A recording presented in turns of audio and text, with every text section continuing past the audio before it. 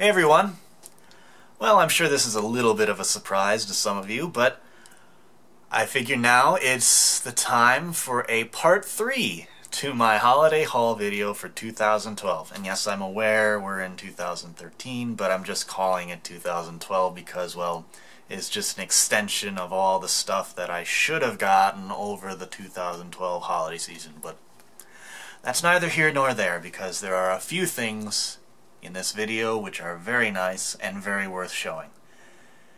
But I suppose, as always, we'll start with the smallest things and work our way up. And first of all, we have one of these paint trays, or palettes, I guess. And I bought a couple of these at like 80 cents each. They're really cool.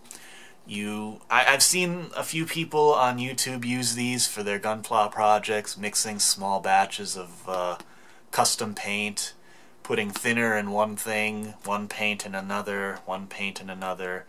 They mix it together in here and they add a little thinner there. It's something like that. This is really helpful if you're going to be doing any kind of hand-painted details and you want to do custom colors or custom thinned out paint ratios or whatever, and you don't want to have to fart around with a dozen different little color cups or stuff like that. It's very nice. It's a quick go-between. You could maybe even put a few parts in the middle section here, parts you've finished, so that they can dry. Very nice little item to have. And I've already used one of mine. I bought two, like I said. And it's been a big help for the project I'm working on right now. And maybe I'll explain that another time. But at any rate, I got that, and it's quite a nice addition. And possibly to work with those palettes, I bought a couple paints. But primarily these paints I bought for the sake of this Zeta Plus C1 Master Grade kit, which, if you didn't watch the last part of this video, I mentioned I was going to try to do a metallic gray color scheme on this kit overall, but I wanted to try to vary up the different shades of gray, metallics, and do more or less like a real grade type color scheme. But in addition to that, other parts of the kit would be metallic as well. The whites would become a silver color. The black internal frame would stay some kind of gloss black for high contrast. And the feet and other areas of the kit that are this blue color, I would have done in some kind of metallic purple, blue kind of color. Why isn't this focusing? There we go. So that's why I picked up these two paints. The first one here is a Tester's Grape color. I think they call it Gloss Grape. And I know the color is really hard to see on camera right here, but it's basically like a deep, slightly candy metallic purple. It's hard to describe, but I've tried it out a little just raw out on some test pieces. They don't look, it doesn't look like what I really want. But I think if I were to mix this with some other kind of metallic color, a better metallic, I might mix something that would look right for my project. But I don't know. I have to try that first and see how it works, and then I'll decide whether it's something to try on the real kit when I do end up building it, or to skip that. And in addition to that, I have this Humbrol acrylic number 53, and this would be metallic gunmetal.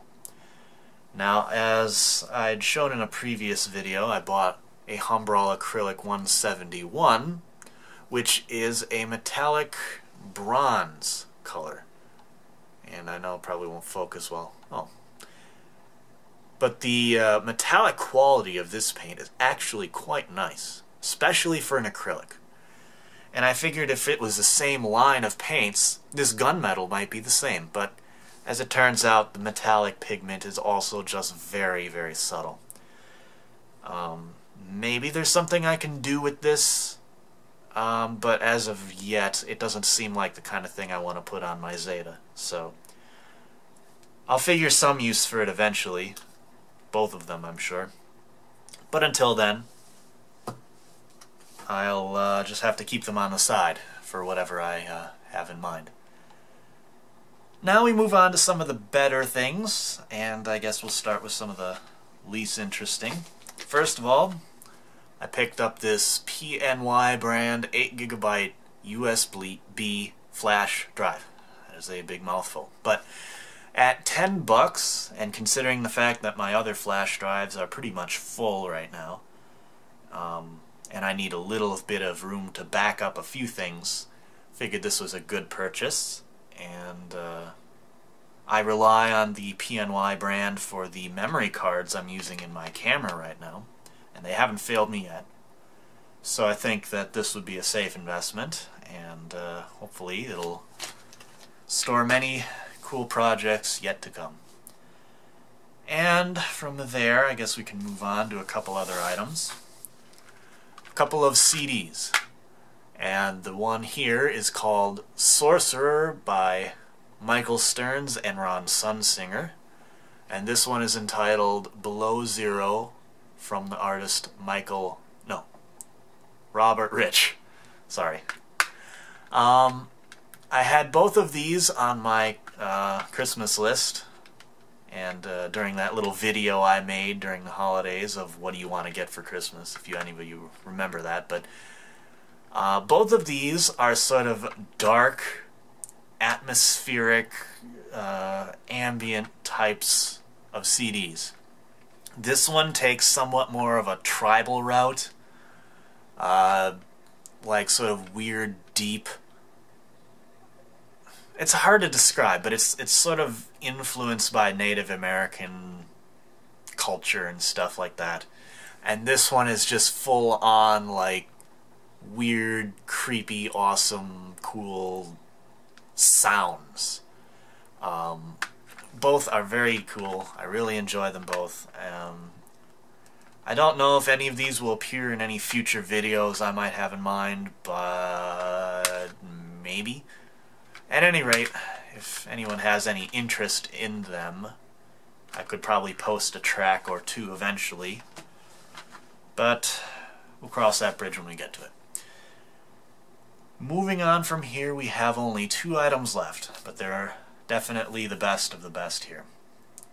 Now, this first one I found at my local hobby shop, and it was funny because I had only gone in there to pick up a paint or two, and I think it was actually just these. But I went back to check out their what is normally a very, very, very, very slim picking of Gunpla kits. And it seemed as if the guy had boosted his stock recently. Not significantly, but still enough. And what I found there was pretty surprising. It's not the biggest deal in the world, but it's something that I'd had in the back of my mind for a while, and when it presented itself, I just couldn't pass it up. So what I have here today is the 1/100th scale, high grade Death Scythe Hell. Considering that, even though this is a very old kit, and it would need a lot of TLC to look good, considering the fact that everything nowadays is nothing but a big version Katoki EW party craze thing, I don't see how we're ever gonna get a master grade of this, or maybe the Ultron, and even the one that seems most likely, the Wing Zero TV version, seems like it's a bit far off. Possible, but far off. And these, like the Death Scythe Hell and the Ultron, they seem even more remotely implausible. So seeing this here, and feeling the sort of nostalgia it brought back to me, and just looking at the box and just remembering what it used to be like when I first built my old high-grade 100th scale Wing Gundam. I just could not pass this up.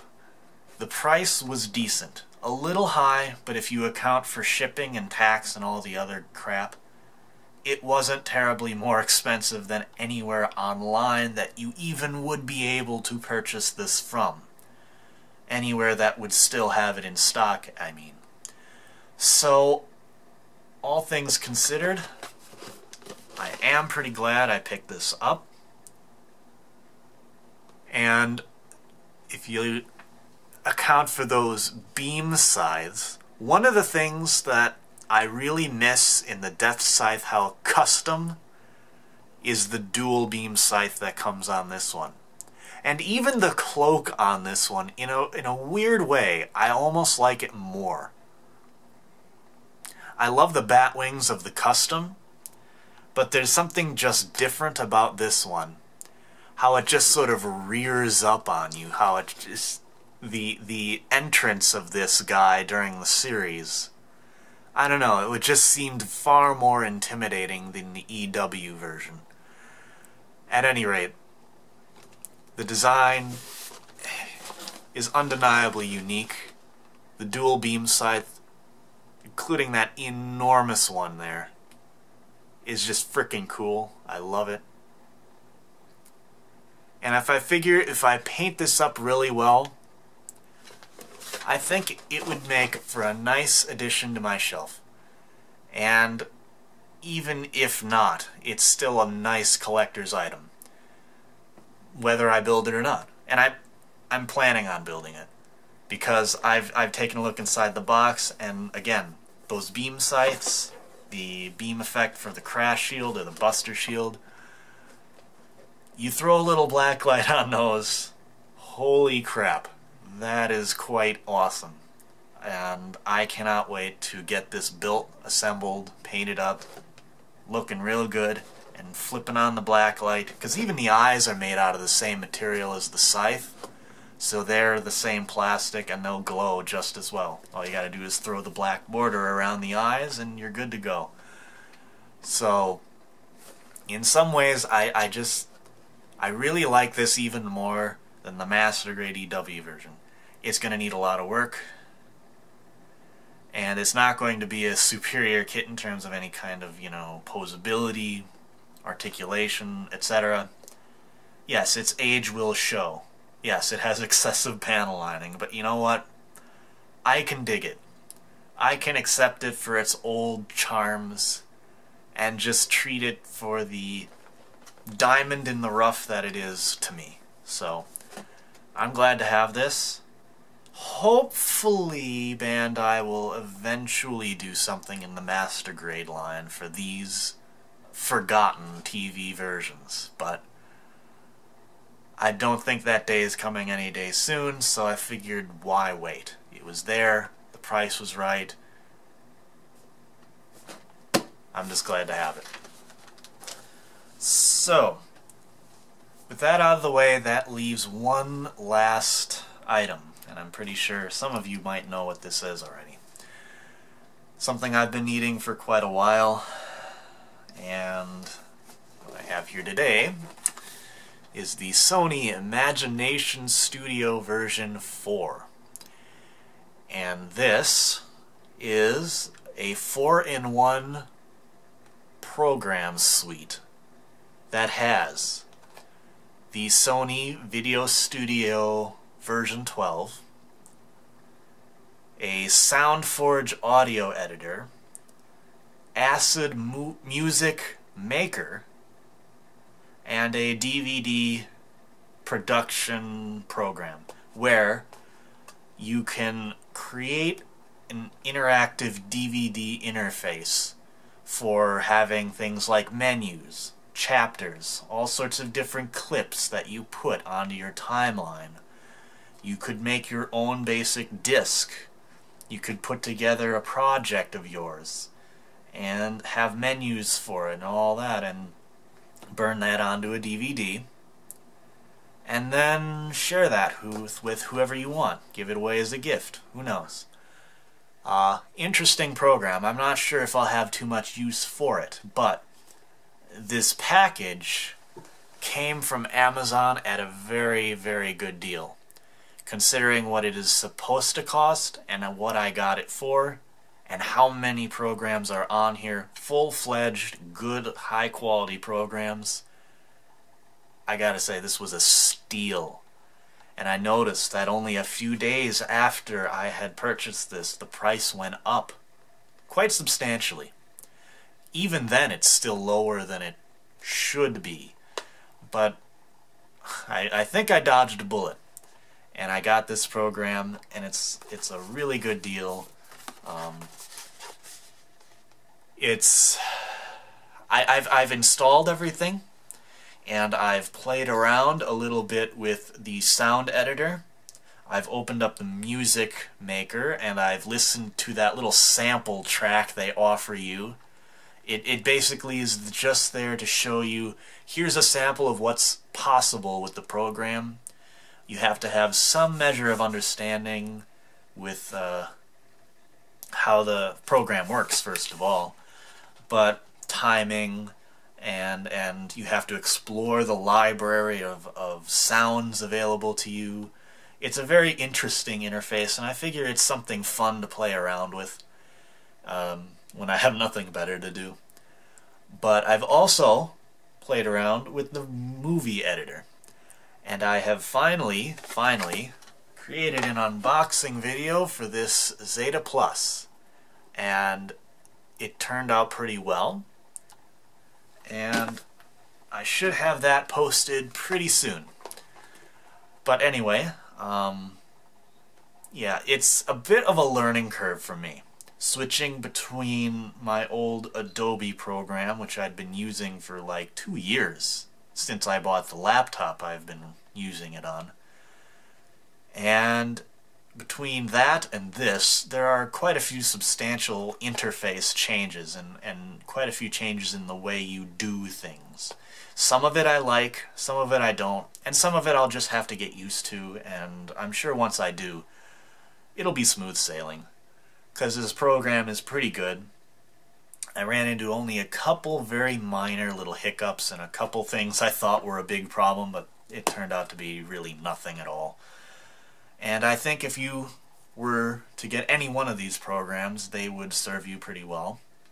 If you can, find them on sale, because it's much better to do that than to pay the full price, obviously. But at any rate, now I finally have good video editing programs and audio programs and even a music program and even a DVD program if I so choose. And I'm very glad to have this finally. I'm very glad for my computer curse, dilemma, problem, saga to be over with, whatever you want to call it. And now I can finally really get back on the horse, and once I learn the ropes of this program better, I think I'll be able to produce some pretty interesting videos with a little bit of effort. But we'll get to there when we get there. So anyway, I guess that's just about all there is to show now. So for now, I think I'm done. I've spent quite enough on gifts and items here. And so probably will be a long time before I get any other substantial items, probably my birthday. But yeah, I've got quite enough to hold me over, I'll tell you. And whatever other videos I have on the horizon, I'll try to have them up soon, including the unboxing video for my Zeta. And so yeah, then I guess that's it though. Thank you very much for watching. I hope you enjoyed the video, and until the next time, catch you later everybody.